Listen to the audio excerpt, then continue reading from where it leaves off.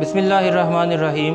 ناظرین، آپ YouTube channel دیکھ رہے ہیں، میں نوید سلیم ہوں، ایک نئی ویڈیو کے ساتھ آپ کی خدمت میں حاضر ہوں۔ ناظرین، اگر کوئی بھی معاشرہ ترقی کرنا چاہتا ہے تو اسے اپنے معاشرے کی تعلیم و تربیت پر خصوصی توجہ دینا پڑتی ہے، اور اگر تعلیم و تربیت کی بات کی جائے تو سب سے پہلی ذمہ داری اس معاشرے کے اساتذہ پر عائد ہوتی ہے۔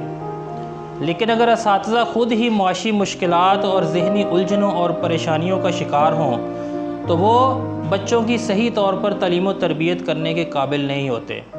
لہٰذا اگر ایک اچھا معاشرہ تشکیل دینا چاہتے ہیں تو وہاں کے اساتذہ کو معاشی فکر سے آزاد کرنا ہوگا اور دیگر پریشانیوں کا خاتمہ کرنا ہوگا۔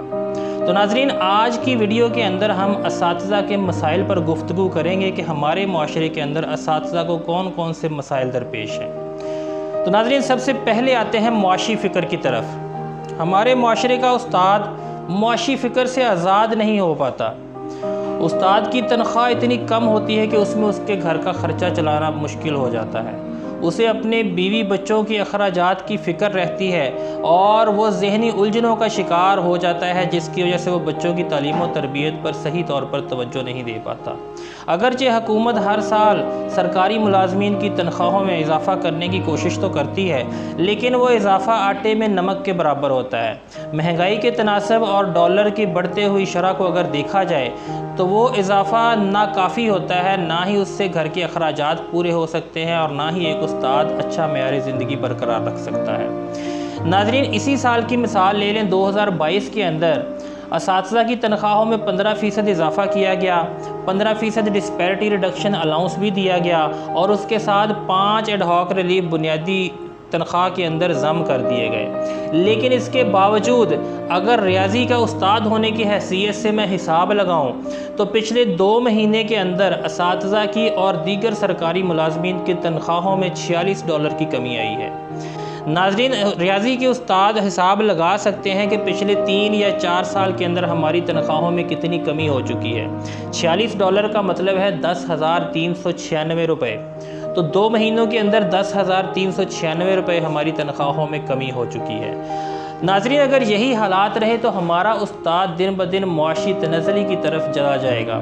لہٰذا ہمیں اس ایشو کو فوری طور پر حل کرنا ہوگا۔ اس مسئلے کو حل کیے بغیر نظام تعلیم کو بہتر بنانا ممکن نہیں۔ اب آ جائیے دوسرے مسئلے کی طرف، معاشرتی قدر و منزلت۔ خواتین و حضرات، آپ کسی بھی ترقی یافتہ ملک کے اندر جائیں تو وہاں پر آپ کو اساتذہ کی بے انتہا عزت و تکریم کرتے ہوئے لوگ ملیں گے۔ آپ اگر جاپان یا فن لینڈ چلے جائیں تو وہاں پر استاد کے پیشے کو سب سے باعزت پیشہ سمجھا جاتا ہے۔ وہاں پر استاد کو بے انتہا قدر و منزلت کی نگاہ سے دیکھا جاتا ہے۔ لیکن بدقسمتی یہ ہے کہ ہمارے معاشرے کے اندر استاد کو وہ عزت، مقام اور مرتبہ حاصل نہیں۔ تو اساتذہ کی یہ بے قدری بھی ایک وجہ ہے جس کی وجہ سے ہمارا معاشرہ ترقی نہیں کر پاتا۔ اگر آپ نے اپنے ملک کو ترقی کی راہ پر گامزن کرنا ہے تو آپ کو اپنے اساتذہ کو عزت دینا ہوگی۔ اس کے بغیر کسی بھی قوم کی ترقی ممکن ہی نہیں ہے۔ اساتذہ کو عزت دیے بغیر کوئی بھی قوم ترقی نہیں کر سکتی، یہ قانون قدرت ہے۔ ناظرین، اساتذہ کو سکولوں کے اندر جو سہولیات دی جاتی ہیں وہ ایک تدریسی عمل کے لیے ناکافی ہوتی ہیں۔ ہمارے پاکستان کے سکولز کے اندر سہولیات کا فقدان ہونے کی وجہ سے اساتذہ قابلیت ہونے کے باوجود وہ پرفارمنس شو نہیں کر پاتے جو انہیں کرنی چاہیے۔ بعض سکولوں کے اندر فرنیچر پورا نہیں ہوتا تو کہیں پر اساتذہ کی بے انتہا کمی ہوتی ہے۔ ایک استاد 3 4 کلاسز پڑھانے پر مجبور ہوتا ہے۔ تو ناظرین، جب اس طرح کے مسائل ہوں گے، کچھ سکولوں میں بجلی نہیں ہوتی، کچھ سکول ایسے ہیں جن کی 4 دیواری نہیں ہوتی، تو جب اس طرح کی سہولیات سکولوں کے اندر ہوں گی تو ایک استاد وہاں پر بہتر طریقے سے اپنی تدریسی فرائض منصبی سر انجام نہیں دے پاتا۔ لیکن اوپر سے ظلم یہ کہ استاد سے ہمیشہ 100% رزلٹ کی گارنٹی مانگی جاتی ہے۔ سائنس کا یہ اصول ہے کہ جتنی ان پٹ ہوگی آؤٹ پٹ کبھی بھی اس سے زیادہ نہیں ہو سکتی۔ تو آپ اساتذہ کو جس طرح کی سہولیات فراہم کریں گے، استاد آپ کو ویسے ہی کارکردگی اور ویسے ہی رزلٹ فراہم کر سکتا ہے۔ لہٰذا یہ ایسے مسائل ہیں جن پر توجہ دینا انتہائی ضروری ہے، اور یہ حکومت کا کام ہے کہ سکولوں کے اندر وہ بنیادی سہولیات فراہم کی جائیں جس سے ایک اچھا تدریسی ماحول بن سکے اور استاد بہتر طریقے سے وہاں پر تدریسی سرگرمیاں بچوں کو کروا سکیں۔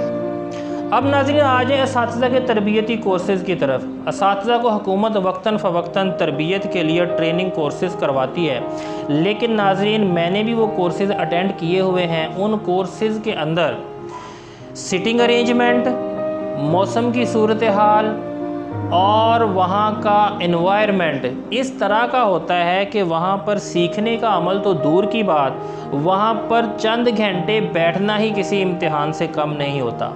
چھوٹے بچوں کے بینچ لگا دیے جاتے ہیں جن پر زیادہ دیر بیٹھا نہیں جا سکتا، اور اس کے ساتھ ساتھ گرمیوں کے موسم میں ٹریننگ شروع کروا دی جاتی ہے۔ لوڈ شیڈنگ کی وجہ سے برا حال ہو جاتا ہے، لہذا جب اس طرح کا ماحول ہوتا ہے تو سیکھنے کا عمل کہیں پر بھی نظر نہیں آتا۔ اساتذہ صرف اپنی حاضری پوری کرنے کے لیے وہاں پر جاتے ہیں، کیونکہ وہاں پہ جانا اور اس سیشن کو اٹینڈ کرنا اساتذہ کی مجبوری ہوتی ہے۔ اگر حکومت چاہتی ہے کہ اپنے اساتذہ کی پروفیشنل سکلز کو بہتر کرے تو حکومت کو چاہیے کہ ٹریننگ سیشن کے لیے سہولیات فراہم کرے۔ اساتذہ کو تنخواہ میں جو ہاؤس رینٹ دیا جاتا ہے اس سے ایک شہر کے کسی پسماندہ علاقے میں ایک گھر بھی کرائے پہ نہیں لیا جا سکتا۔ اسی طرح اساتذہ کو تنخواہوں کے اندر جو میڈیکل الاؤنس دیا جاتا ہے اس سے کوئی بھی شخص اپنا علاج معالجہ نہیں کروا سکتا۔ تو یہ ایسی چیزیں ہیں جن کو توجہ دینا انتہائی ضروری ہے۔ اگر ان کو حل نہ کیا گیا تو ہمارے تعلیمی نظام پر اس کے برے اثرات مرتب ہوں گے۔ اس کے علاوہ اور بے شمار مسائل ہیں ناظرین، اگر میں یہاں پر ان کا ذکر کروں تو یہ ویڈیو کافی طویل ہو جائے گی۔ میں آپ کو چند ایک مسائل بتا دیتا ہوں۔ مثال کے طور پر نصاب میں بیجا اور غیر ضروری تبدیلیاں، ایجوکیشن ڈپارٹمنٹ کے اندر سیاسی مداخلت، سپرویژن کے مسائل اور سکولوں میں اساتذہ کی کمی وغیرہ ایسے مسائل ہیں کہ جن کو اگر ایڈریس نہ کیا گیا تو ہمارا تعلیمی نظام تباہ ہو جائے گا۔ ناظرین اگر ہم چاہتے ہیں کہ ہمارا ملک تعمیر و ترقی کی راہ پہ گامزن ہو تو ہمیں اپنے نظام تعلیم پر خرچ کرنا ہوگا۔ مجھے افسوس سے کہنا پڑتا ہے کہ ہر سال ہمارے بجٹ کے اندر جو تعلیم کے لیے حصہ مختص کیا جاتا ہے وہ پورے بجٹ کا صرف 3% ہوتا ہے۔ آپ اندازہ لگا لیں کہ پورے بجٹ کے 3% حصے سے نظام تعلیم میں کیا بہتری آ سکتی ہے۔ تو جو قوم اپنی تعلیم پر خرچ نہیں کرتی وہ کبھی بھی ترقی نہیں کر پاتی، کیونکہ ترقی کی ضامن ہے تعلیم و تربیت، اور اگر آپ اپنے معاشرے کی تعلیم و تربیت پر خرچ کریں گے تو آپ کو اس کے بہتر نتائج برآمد ہوں گے۔